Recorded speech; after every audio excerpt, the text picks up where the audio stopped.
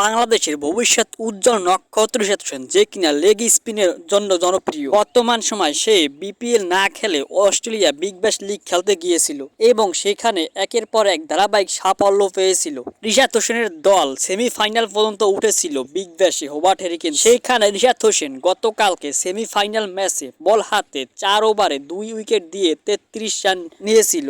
অন্যদিকে শেষ মুহূর্তে ব্যাট হাতেও সে ছিল দারুণ।